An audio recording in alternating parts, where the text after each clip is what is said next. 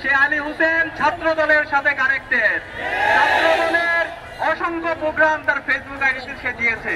গতকালকে একজন নারী শিক্ষার্থীকে, ঢাকা বিশ্ববিদ্যালয়ের একজন শিক্ষার্থী, আমরা তাকে বলছি বিকৃত মস্তিষ্কের শিক্ষার্থী, সে যে শব্দ চয়ন করছে সেটার আমরা সাথে সাথে প্রতিবাদ জানিয়েছিলাম।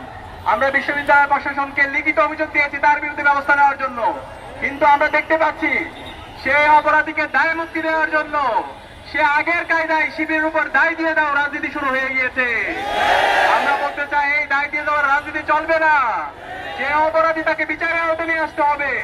আমরা দেখতে পেয়েছি যে আলী হোসেনকে শিবির করে তারা চালিয়ে দিচ্ছে, দায় দিয়ে দিচ্ছে, সে আলী হোসেন ছাত্র দলের সাথে কানেক্টেড। ছাত্র দলের অসংখ্য প্রোগ্রাম তার ফেসবুক আইডিতে সে দিয়েছে।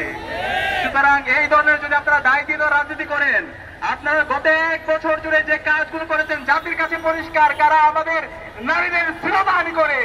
ঢাকা বিশ্ববিদ্যালয়ের শিক্ষার্থীরা জানে 2002 সালে শামসুন্নাহর হলে কিভাবে নারীদের উপর নির্যাতন করা হয়েছিল, বইদের মধ্যে কিভাবে নির্যাতন করা হয়েছিল।